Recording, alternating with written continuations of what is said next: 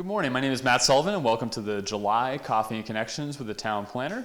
Hopefully you had a great 4th and had an opportunity to enjoy some of the beautiful weather we had, some hot temperatures, but also a beautiful parade downtown, some nice fireworks on the 4th.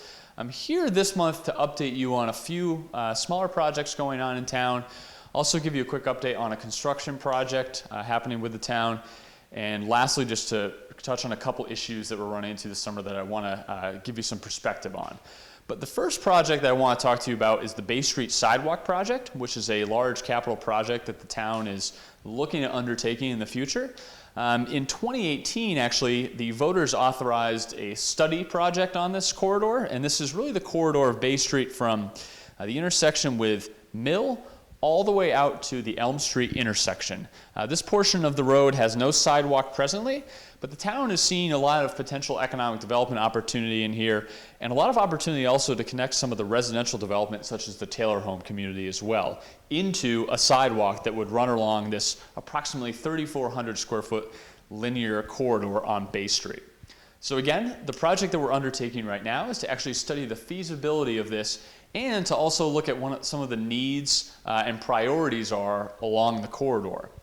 There are some technical challenges, and those technical challenges were outlined as part of the forum that happened at the end of June with the Public Works Department. Also, as part of that forum, we actually collected input from a lot of the abutters along the corridor or residents there about what their needs are, what their priorities are, and even about what some of the solutions might be to those problems as well. So we had that forum at the end of June, heard about some of those issues, and then looked at the technical challenges, which include some varying topography, some limited right-of-way, meaning that the right-of-way is only 40 feet wide, so it's really tricky to actually get a sidewalk in there based on where the road lies within that right-of-way or within the property area of the road. There are a lot of electrical utility poles along the road. It switches sides a little bit. There's an angle on this side of the road leading down to Back Bay. There's sort of a significant drop-off there. So again, topography becomes a challenge for actually putting a sidewalk on that side of the road particularly. So looking at all of those issues, we want to really determine whether or not this is a feasible project along the corridor. There's some significant issues we're seeing related to speed, particularly where there are some more hills. There's a significant dip within the area, and that creates some sight distance issues, meaning that both vehicles, pedestrians, and even folks pulling out of driveways have a very difficult time seeing when they're exiting onto the road. That creates a lot of unsafe conditions and some potential conflict points. So that's something that we need to take into account. But above all else, we do really recognize that this is a pedestrian corridor in a lot of ways. Whether it's folks actually walking out of the downtown, out to destinations here, whether it be Gala, some of the businesses, Lucas Coffee Roasters, or folks coming from the Taylor community, again, walking towards downtown or to some of those other destinations along here. This is really a pedestrian corridor by nature, so we really want to make sure that whatever infrastructure we have in place accommodates that. We're going to be having a second forum on this on July 29th of this year, 2019. That'll be a Monday evening upstairs at the Great Hall. What we're really going to start to talk about there is what some potential options might be. We'll have several alternatives for folks to look at. Those alternatives will actually be based on variable, what we call cross sections, and that means designs of the road as you look at it sort of at a profile view.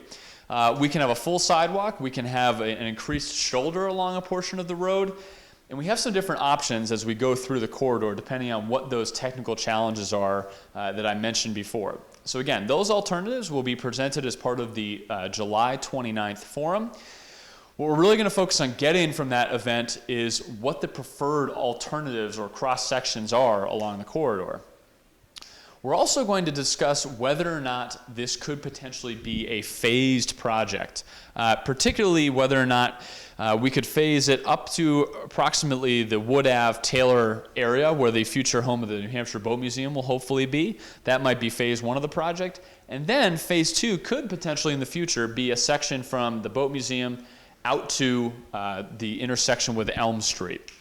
One of the bigger ideas I think to keep in mind here is that as part of the community's master plan and our sort of larger connectivity and pedestrian plan, we'd like to create a downtown or greater downtown loop that really flows through the downtown, out Bay Street, out Elm Street, and then back through to Center Street where we've made obviously some significant pedestrian improvements there.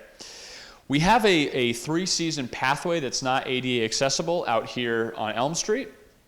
So that connection already exists. This is really kind of the missing gap or the missing piece in this entire loop. So we want to make sure that we're at least looking at the viability of making that connection, because we think it's a really critical part of our future, and particularly connecting us to assets such as Front Bay Park, which is a beautiful recreational and fully accessible park that we have.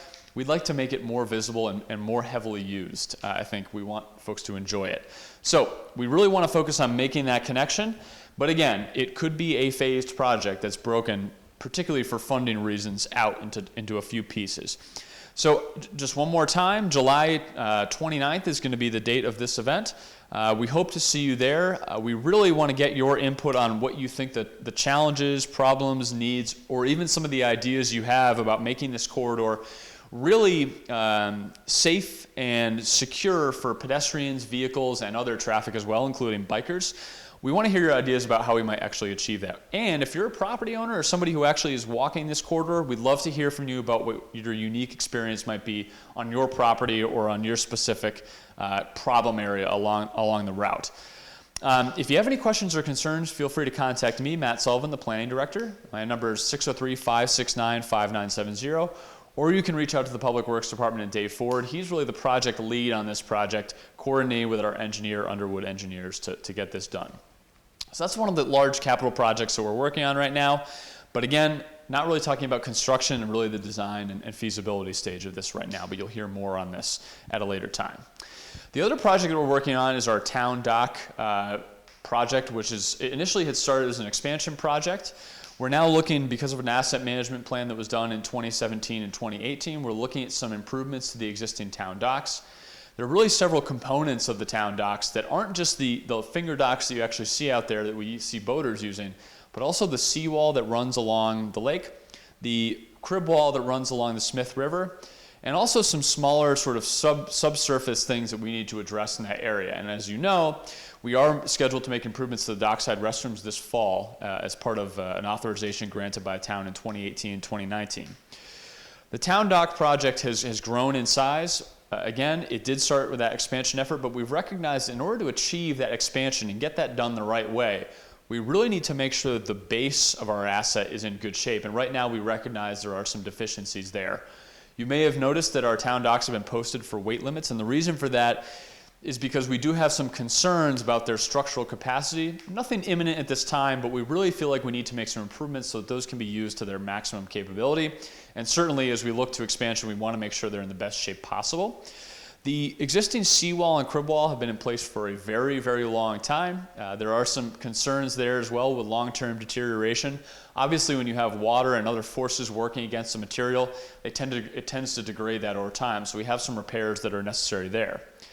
There is an additional component of the project which includes the Mount Washington and its dolphin, or the pier that's out in the middle of the water, and some potential dredging that might need to be done as part of that as well. Obviously, when you have a boat come in and the Smith River washing it out, you do get a collection of sediment. So we're actually looking at what needs to be done in that location to clear some of that sediment out so that the Mount and others can pass safely through that area. But also looking at the structural capability or really integrity of that dolphin out there that the Mount Washington bumps up against. If you haven't had an opportunity to watch the Mount come in, it's a really interesting sort of docking process, and it's one that we want to make sure is done safely into the future as well. So we want to look at making some improvements, potentially in partnership with the Mount at that area. Again, we're going to be focusing right now on the sort of existing dock infrastructure that we have, including those items that I just mentioned. We are potentially pursuing some grant funding through NHDES and actually the U.S. Department of Resources. So we'll be applying for that potentially in 2019. We hope that whatever construction money we do need to have appropriated will be going forward in 2020. So watch out for that, but we'll be certainly reporting on the issue at a later time at the Board of Selectmen's meetings, and hopefully reporting to you as part of Coffee and Connections as well. So please watch out for that effort. Expansion would happen at a later time. We need to make those existing upgrades, but we'll certainly be reporting back on that as well. Similar to this Bay Street project, if you have any questions about that project, feel free to contact me, 569-5970, or Dave Ford. We're both working collaboratively on that project as well. We will be moving quickly over the next couple weeks and the next couple months to get our grant applications submitted and also develop some permit applications as well that we'll be submitting to the state of New Hampshire. So please feel free to ask any questions. Those are two quick capital project updates. A few minor things. You've seen probably some construction at the library. That project is moving full speed ahead right now.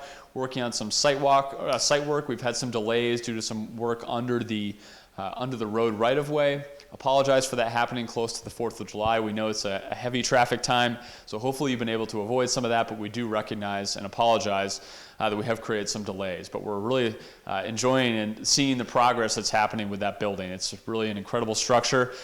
Just the other day, we're actually beginning to see into the windows and the expanded area, so I urge you to check it out. But please do be safe, as it is an active construction site. We want to make sure that everyone remains safe there.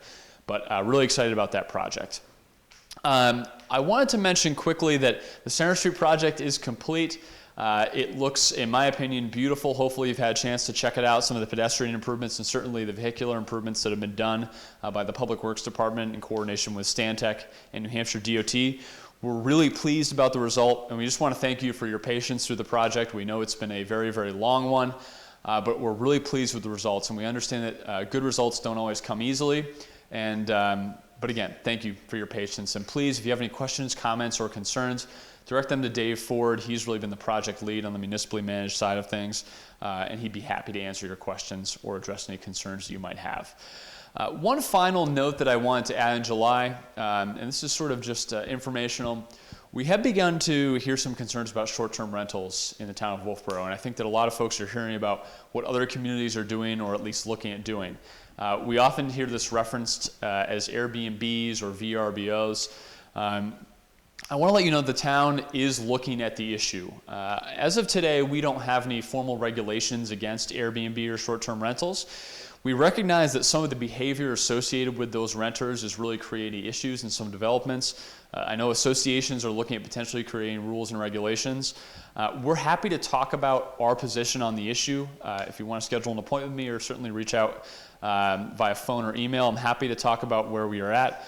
We are actively watching what other communities around the lake are doing relative to this issue, and we'll hopefully be reporting really at the planning board level on what our next steps forward will be. As of this moment in July, we are not pursuing any structured regulation against Airbnb.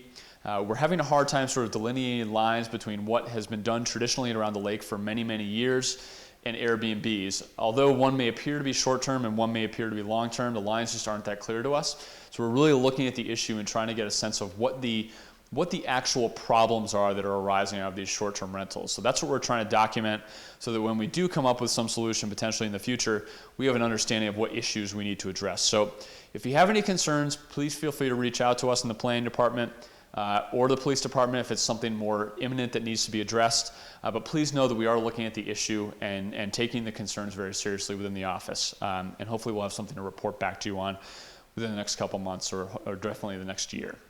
With that, I just want to thank you for joining me in July. We will be back in August for another Coffee and Connections to talk about some new projects going on or hopefully some updates on what I've talked about. Please let me know if you have any questions or concerns. Again, my name is Matt Sullivan. I'm the Planning Director, 569-5970, or Planning Director at wolfeboronh.us. Thank you so much for Community TV for obviously covering this little talk and also for their great work during the 4th of July.